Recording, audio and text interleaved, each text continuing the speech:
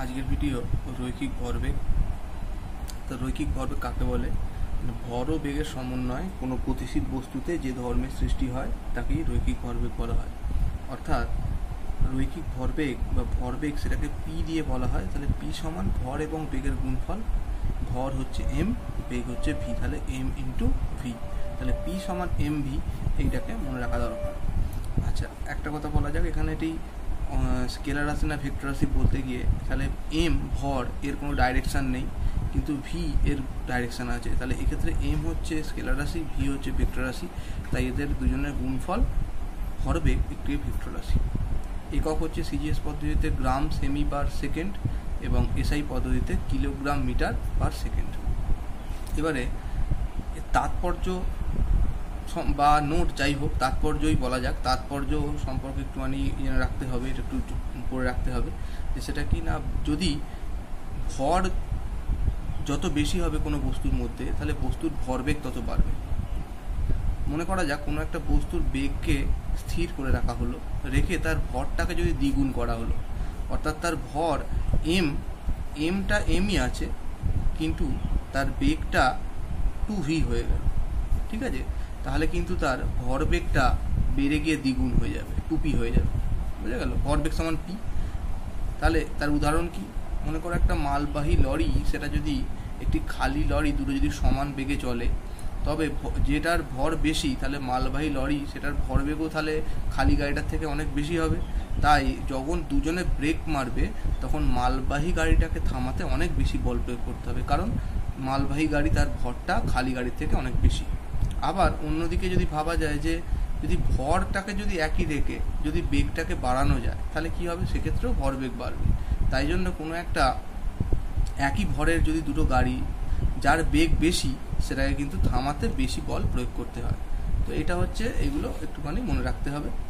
এবার এইটা সম্পর্কে একটা আইডিয়ার জন্য এই কথাটা মনে রাখতে হবে যে কোনো একটা গতিশীল বস্তুর ভরবেগ বস্তুটিতে সৃষ্ট গতির পরিমাপকে বোঝায়। অর্থাৎ ভরবেগটা কি? কোনো একটা বস্তুতে সৃষ্ট গতিশীল গতির পরিমাপকে বোঝানো হয়। এর উদাহরণ কি?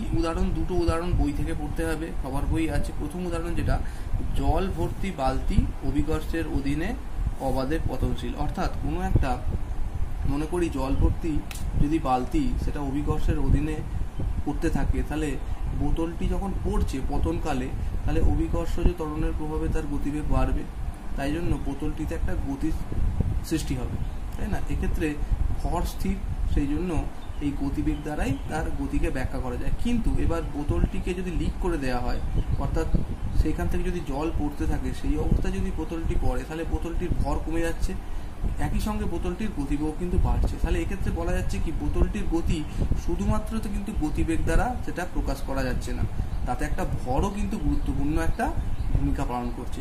সেই জন্য এই জন্যই বলা হয়েছে যে কোনো একটা বস্তুর যে সৃষ্ট গতি সেটা কিন্তু টোটালটা ভরবেগটাই তার পরিমাপ করে, কোনো নির্দিষ্ট গতি বা শুধু ভর সেটা পরিমাপ করে না।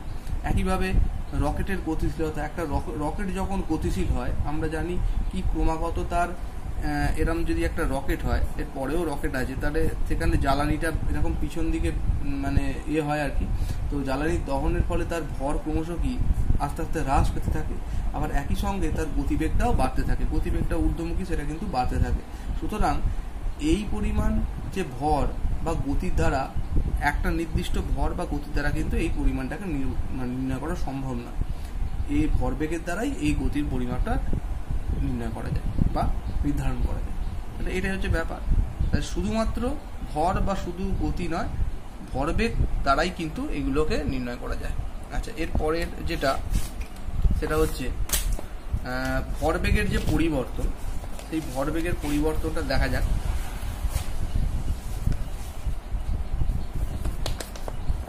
ভরবেগের পরিবর্তন কি না কিভাবে ম্যাথামেটিক্যালি বলা হয়? তাহলে গতিশীল বস্তুর যেটা ভরবেগ পি সমান এমভি আমরা জানি। এবার অতি ক্ষুদ্র পরিবর্তন মানে খুব অল্প পরিবর্তন, সেটাকে লেখা হয় ডেল্টা পি। এই ত্রিভুজের মতো এইটাকে বলা হয় ডেল্টা। তাই ডেল্টা পি সমান ডেল্টা এমভি। তাহলে এমভির গুণিতক তার পরিবর্তন। তাহলে এটাকে যদি করা হয় তাহলে এইভাবে লেখা যায় M delta V plus V delta M. এটা কিভাবে হচ্ছে, এটা একটুখানি উঁচুতে উঠলে এটা শেখা যায়। এভাবে মনে রাখো, একবার এইটাকে স্থির করে ভি এর পরিবর্তন, আবার একবার ভিটাকে স্থির করে এম এর পরিবর্তন, সেই জন্য এম ডেল্টা ভি যুক্ত ভি ডেল্টা এম, এইভাবে এটাকে ভাঙা হয়। এখন যদি ভরটাকে অপরিবর্তিত রাখা হয়, অপরিবর্তিত রাখা মানে এমটাকে যদি শূন্য ধরা হয়, তাহলে এই ইকুয়েশনে কি হবে, তাহলে ডেল্টা এম যদি শূন্য হয় তাহলে এই রাশিটা শূন্য, তাহলে শুধু পড়ে থাকছে ডেল্টা পি সমান delta M M into delta V. একইভাবে আবার যদি বেগটাকে স্থির করে দেওয়া হয় তাহলে ডেল্টা ভি সমান শূন্য, তাহলে তখন আবার ডেল্টা ভি শূন্য মানে এই রাশিটা এখন আর নেই, তাহলে শুধু এই রাশিটা পড়ে আছে, তাহলে ডেল্টা পি সমান ভি ডেল্টা এম। কিন্তু ভর স্থির থাকুক বা পরিবর্তিত হোক, এই যে প্রথম যেটা আমরা জানি, এই যে ডেল্টা পি সমান ডেল্টা এম ভি, এটা কিন্তু সর্বক্ষেত্রে প্রয়োজন। সেই জন্য ভরবেগের পরিবর্তন যদি বলি, আমরা সবসময় এইটাকেই মনে রাখবো, ঠিক আছে। এবার একটা পরের প্রশ্ন আসতে পারে যে প্রমাণ করো বস্তুর ওপর প্রযুক্ত বল বস্তুর ভরবেগের সমান হচ্ছে বস্তুর ভরবেগের পরিবর্তন। অ্যাকচুয়ালি এটা নিউটনের দ্বিতীয় সূত্র টাইপের ব্যাপার, কারণ আমরা কি জানি দেখো, যে কোনো একটা গতিশীল বস্তুর উপর বল প্রয়োগ করলে কি হবে, বস্তুর গতিবেগের পরিবর্তন হয়। এবার গতিবেগের যদি পরিবর্তন হয়, তার কিন্তু ভরবেগেরও পরিবর্তন হবে, ঠিক আছে। তাহলে কি মনে করা যাক, একটা কোনো বস্তু, এটা বস্তুর ওপর এফ বল প্রয়োগ করা হয়েছে, তাহলে তার প্রথমে তার গতিবেগ ছিল ইউ, টি সময় পর বল প্রয়োগ করার ফলে তার গতিবেগ বৃদ্ধি পেয়ে হয়েছে ভি। তাহলে প্রাথমিক গতিবেগ ইউ, অন্তিম হচ্ছে ভি। তাহলে বস্তুটির প্রাথমিক ভরবেগ কি হবে, তাহলে পি ওয়ান সমান এম ইউ, আর অন্তিম ভরবেগ তাহলে কি হবে, পি টু সমান এম ভি, ঠিক আছে। তাহলে এবার ভরবেগের পরিবর্তন টি সেকেন্ড পরে ভরবেগের পরিবর্তন, তাহলে কি P two minus P one, তাহলে M V minus M U, তাহলে M into V minus U. তাহলে বস্তুর পরিবর্তনের হার কি, তাহলে সেই একক সময়, তাহলে M V minus U by T. এটাকে যদি এভাবে পরিবর্তন করা, তাহলে V minus U by T, এটাকে অ্যাকচুয়ালি আমরা কি নামে জানি, এ মানে হচ্ছে ত্বরণ। তাহলে দেখো আমরা লিখতে পারি বস্তুর ভরবেগের পরিবর্তনের হার সমান বস্তুর ভর এম ইন্টু এটা হচ্ছে ত্বরণ এ, তাহলে বস্তুর ত্বরণ। তাহলে এইটা এক নম্বর। আবার নিউটনের সূত্র থেকে আমরা দ্বিতীয় সূত্র থেকে কি জেনেছিলাম, যে কোনো বস্তুর উপর প্রযুক্ত বল এফ ইজ ইকুয়াল টু বস্তুর ভর এম ইন্টু বস্তুর ত্বরণ এ। তাহলে এটা আমরা নিউটনের দ্বিতীয় সূত্র থেকে শিখেছিলাম। তাহলে এই দুটোকে যদি আমরা তুলনা করি, তাহলে আমরা পেয়ে যাচ্ছি, দেখো এই দুটো যেহেতু সমান, তাহলে আমরা বলতেই পারি বস্তুর ওপর প্রযুক্ত বল সমান বস্তুর ভরবেগের পরিবর্তনের হার। তাহলে এইভাবে এটা প্রমাণ করে দেওয়া হলো, ঠিক আছে। আচ্ছা, নেক্সট যে অংশটা আছে, এই অংশটাকে কি পড়তে হবে ভালো করে।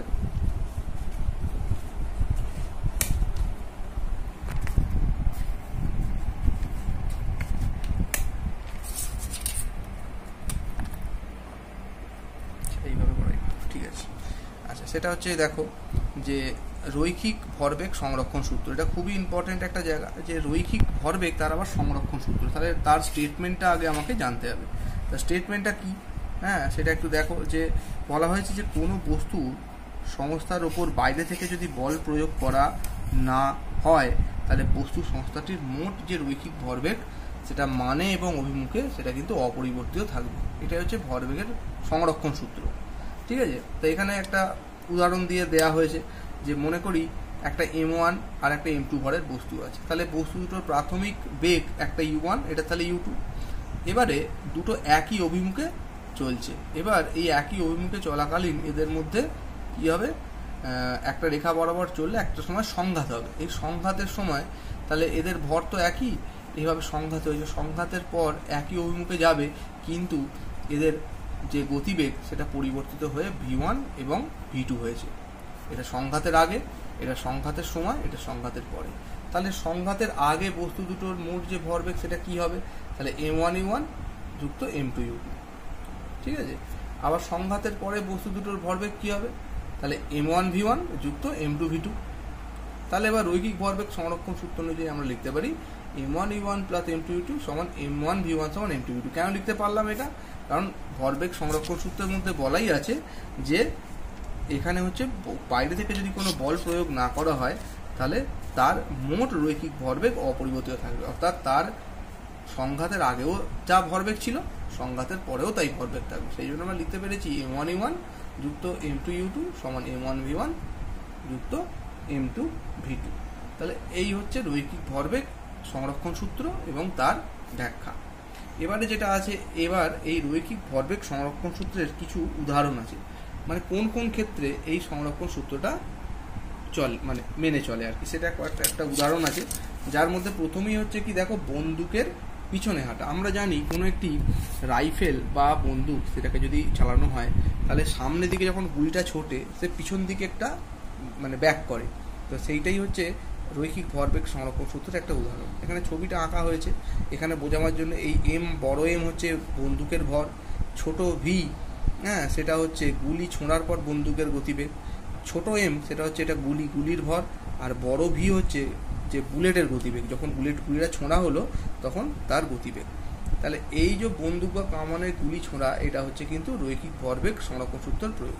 তাহলে আমরা কি প্রথমে জানবো যে প্রথম ক্ষেত্রে কি গুলি ছোঁড়ার আগেও পরে বন্দুক ও গুলির মোট ভরবেগ সমান 0, এটা হচ্ছে মেন কথা, এটা মনে রাখতে হবে। এদের মোট ভরবেগটা গুলি ছোঁড়ার আগে এবং পরে দুটো কিন্তু 0 হয় তাদের যে ব্যাপারটা।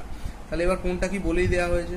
তাহলে রৈখিক ভরবেগ সংরক্ষণ সূত্র অনুযায়ী কি লিখতে পারি, তাহলে বন্দুকের যে ভর এবং বন্দুক ছোঁড়ার পর যে তার বেগ, অর্থাৎ বড় এম ইন্টু ছোট ভি, বড় এম ইন্টু ছোট ভি যুক্ত ছোট এম ইন্টু বড় ভি, মানে গুলির ভর এবং গুলি ছোঁড়ার, রাইফেল ছোঁড়ার পর তার বেগ বড় ভি সমান 0। রৈখিক ভরবেগ সংরক্ষণ সূত্র অনুযায়ী এটা লেখা যায়। তাহলে আমরা এটা কি করতে পারি, তাহলে এটাকে এদিক ওদিক করে নিয়েছি। তাহলে এম ছোট ভি সমান হচ্ছে মাইনাস এম ছোট এম বড় ভি। তাহলে এখান থেকে এই ভিটাকে বার করলে কি হচ্ছে মাইনাস এম ভি, মানে এইটা বাই বড় এম। তাহলে এইটা হচ্ছে অনেক সময় অঙ্ক পড়ে এই সূত্রটা কাজে লাগে। তাহলে এইটা হচ্ছে এটা কি, ভিটা হচ্ছে এখানে কি না, এটা হচ্ছে রিকয়েল ভেলোসিটি, অর্থাৎ ভি হলো এটা হচ্ছে রিকয়েল ভেলোসিটির বাংলা হচ্ছে যে বন্দুকটা যে এতে প্রতিক্ষিপ্ত হলো, বন্দুকের প্রতিক্ষিপ্ত বেগ বা প্রতিক্ষিপ্ত বেগ, ইংরেজিতে বলা হয় রিকয়েল ভেলোসিটি। ঠিক আছে, এখানে এইটা পরে যে এখানে নেগেটিভ চিহ্নটা কি জন্য, নেগেটিভ চিহ্নের অর্থ হলো বন্দুক আর গুলির বেগ পরস্পরের বিপরীতমুখী, অর্থাৎ গুলিটা যেদিকে যাচ্ছে বন্দুকটা পিছন দিকে আসছে। ঠিক আছে, কারণ নিউটনের তৃতীয় সূত্র। সুতরাং বুলেটটা যেদিকে গতিশীল হয় বন্দুক তার বিপরীতে প্রতিক্ষিপ্ত হয়, এটা মনে রাখতে হবে। এবার একই মেকানিজমের ওপর বা একই জিনিসের উপর দাঁড়িয়ে আছে জেট বিমান ও রকেটের গতি। ঠিক আছে, তো এইটা বই থেকে পড়তে হবে, আমি একটু বোঝাবার চেষ্টা করা হয়েছে। জেট বিমান তোমরা জানো যে এখানে তার ফুয়েল ট্যাঙ্ক আছে, সেখানে জ্বালানি আসে জেট বিমানের। আর রকেটের ক্ষেত্রে সেটা কি অনেক সময় পড়ে যে এর জ্বালানিটা কি, জ্বালানি হিসাবে রকেটের তরল অক্সিজেন আর তরল অ্যামোনিয়ার মিশ্রণ নেওয়া হয়। তো জ্বালানিটা এরকম একটা জ্বালানি ট্যাঙ্কে থাকে। রকেট যখন চলে তখন এই দিকে তো এইগুলো কি, এখানে তো জ্বালানিটা জ্বললো, তাহলে এইখানে ক্রিয়া বল পিছন দিকে প্রয়োগ করা হয়, তার প্রতিক্রিয়া বল স্বরূপ রকেট বা জেট বিমান সে কিন্তু সামনের দিকে এগিয়ে যায়, মানে এদিকে এতটাই প্রেসার থাকে তার প্রতিক্রিয়া বল অনুযায়ী এ ওপর দিকে যেতে যায়। ঠিক আছে, তো এইভাবে এই মেকানিজমেই কিন্তু এক্ষেত্রেও রৈখিক ভরবেগের সংরক্ষিত হচ্ছে রৈখিক ভরবেগটা। তো এইটা একটা উদাহরণ, এটা বইয়েতে আছে, এর জানি না এটা পড়ে কিনা, মনে হয় পড়ে না, কিন্তু এটা একটা উদাহরণটা একটু জেনে রাখতে হবে। এছাড়াও যেটা আছে হোস পাইপ মধ্য দিয়ে জলের গতি, অর্থাৎ যখন আগুন লাগে ফায়ার ব্রিগেডের ইয়েরা যে জলের সেই মোটা পাইপ দিয়ে জল দেয় ওটাকে হোস পাইপ বলে। ওর জলের প্রচণ্ড গতি, কারণ জল যখন তীব্র বেগে জলটা এই যদি পাইপ হয়, এই পাইপ দিয়ে যখন জলটা বেরিয়ে যাচ্ছে তীব্র বেগে, তার একটা বিপরীত যে বল এই পিছন দিকে প্রয়োগ হয়, তাহলে এক্ষেত্রে রৈখিক ভরবেগ সংরক্ষিত থাকে। এটাও নিউটনের থার্ড ল, এক্ষেত্রেও কাজে লাগছে। এবং এই হোস পাইপের মধ্যে দিয়ে তীব্র বেগে যখন জল গতিশীল হয় তখন রৈখিক ভরবেগ সংরক্ষণের কারণে জল ও পাইপ বিপরীত দিকে বল প্রয়োগ করে, তাই হোস পাইপটিকে ধরে রাখা খুব কঠিন হয়। ঠিক আছে, তো এই হচ্ছে ছোট্ট উদাহরণ। এবার এর কিছু অঙ্ক টঙ্ক আছে, সেগুলো পরবর্তীকালে বলে দেওয়া হবে।